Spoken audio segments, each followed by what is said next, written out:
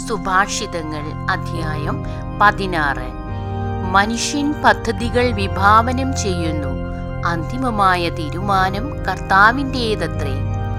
ഒരുവന് തൻ്റെ നടപടികൾ അന്യൂനമെന്ന് തോന്നുന്നു, കർത്താവ് ഹൃദയം പരിശോധിക്കുന്നു. നിന്റെ പ്രയത്നം കർത്താവിൽ അർപ്പിക്കുക, നിന്റെ പദ്ധതികൾ ഫലമണിയും. കർത്താവ് ഓരോന്നിനെയും നിശ്ചിത ലക്ഷ്യത്തോടെ സൃഷ്ടിച്ചു. അനർത്ഥ ദിനത്തിനു വേണ്ടി അവിടുന്ന് ദുഷ്ടരെയും സൃഷ്ടിച്ചു. അഹങ്കരിക്കുന്നവരോട് കർത്താവിന് വെറുപ്പാണ്, അവർക്ക് ശിക്ഷ കിട്ടാതിരിക്കുകയില്ല തീർച്ച. ആത്മാർത്ഥതയും വിശ്വസ്തതയുമാണ് അധർമ്മത്തിന് പരിഹാരം. ദൈവഭയം തിന്മയിൽ നിന്ന് അകറ്റി നിർത്തുന്നു. ഒരുവന്റെ വഴികൾ കർത്താവിന് പ്രീതികരമായിരിക്കുമ്പോൾ ശത്രുക്കൾ പോലും അവനോട് ഇണങ്ങിക്കഴിയുന്നു. നീതിപൂർവം നേടിയ ചെറിയ ആദായമാണ് അനീതി വഴി നേടിയ വലിയ ആദായത്തേക്കാൾ വിശിഷ്ടം. മനുഷ്യൻ തന്റെ മാർഗം ആലോചിച്ചു വെക്കുന്നു, അവന്റെ കാലടികളെ നിയന്ത്രിക്കുന്നത് കർത്താവാണ്.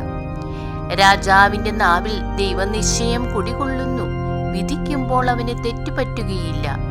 ശരിയായ അളവും തൂക്കവും കർത്താവ് നിയന്ത്രിക്കുന്നു. സഞ്ചിയിലുള്ള കട്ടികൾ അവിടുന്ന് നിശ്ചയിക്കുന്നു. ദുഷ്പ്രവർത്തികൾ രാജാക്കന്മാർ വെറുക്കുന്നു, നീതി സിംഹാസനത്തെ ഉറപ്പിക്കുന്നു. നീതിപൂർവമായ വാക്കുകൾ രാജാവിനെ ആഹ്ലാദിപ്പിക്കുന്നു, നേരു പറയുന്നവനെ അവൻ സ്നേഹിക്കുന്നു.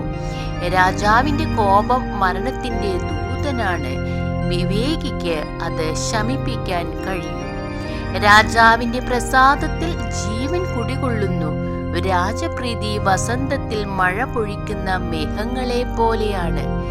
ജ്ഞാനം ലഭിക്കുന്നത് സ്വർണം കിട്ടുന്നതിനേക്കാൾ ശ്രേഷ്ഠമാണ്, വിജ്ഞാനം വെള്ളിയേക്കാൾ അഭികാമ്യവും.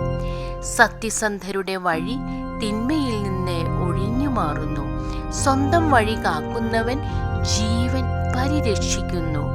അഹങ്കാരം നാശത്തിന്റെ മുന്നോടിയാണ്, അഹന്ത അധപ്പതനത്തിന്റെയും.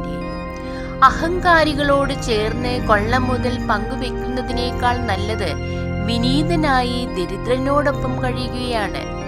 ദൈവവചനം ആദരിക്കുന്നവൻ ഉത്കർഷം നേടും, കർത്താവിൽ ആശ്രയിക്കുന്നവൻ ഭാഗ്യവാൻ. ഹൃദയത്തിൽ ജ്ഞാനമുള്ളവൻ വിവേകിയെന്ന് അറിയപ്പെടുന്നു, ഹൃദ്യമായ ഭാഷണം കൂടുതൽ അനുനയിപ്പിക്കുന്നു. വിവേകം ലഭിച്ചവന് അത് ജീവന്റെ ഉറവയാണ്, ഭോഷത്വം ഭോഷനുള്ള ശിക്ഷയത്രേ. വിവേകിയുടെ മനസ്സ് വാക്കുകളെ യുക്തിയുക്തമാക്കുന്നു, അങ്ങനെ അതിന് പ്രേരക ശക്തി വർദ്ധിക്കുന്നു. ഹൃദ്യമായ വാക്ക് തേനറ പോലെയാണ്, അത് ആത്മാവിന് മധുരവും ശരീരത്തിന് ആരോഗ്യപ്രദവുമാണ്.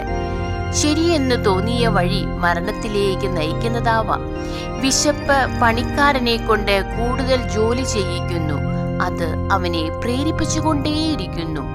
വിലകെട്ടവൻ തിന്മ നിരൂപിക്കുന്നു, അവന്റെ വാക്ക് പൊള്ളുന്ന തീ പോലെയാണ്. വികടബുദ്ധി കലഹം പരത്തുന്നു, ഏഷണിക്കാരൻ ഉറ്റമിത്രങ്ങളെ ഭിന്നിപ്പിക്കുന്നു.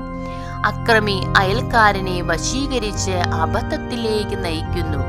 കണ്ണിറുക്കുന്നവൻ ദുരാലോചന നടത്തുന്നു, ചുണ്ടുകടിക്കുന്നവൻ തിന്മയ്ക്ക് വഴിയൊരുക്കുന്നു. നരച്ച മുടി മഹത്വത്തിന്റെ കിരീടമാണ്, സുഹൃതപൂർണമായ ജീവിതം കൊണ്ടാണ് അത് കൈവരുന്നത്. ക്ഷമാശീലൻ കരുത്തിനേക്കാളും മനസ്സിനെ നിയന്ത്രിക്കുന്നവൻ നഗരം പിടിച്ചെടുക്കുന്നവനേക്കാളും ശ്രേഷ്ഠനാണ്. കാര്യങ്ങൾ തീരുമാനിക്കാൻ കുറിയിടുന്നവരുണ്ട്, അന്തിമമായ തീരുമാനം കർത്താവിൻ്റേതാണ്. ദൈവമേ, സ്തുതി അങ്ങേക്ക് യോഗ്യമാകുന്നു.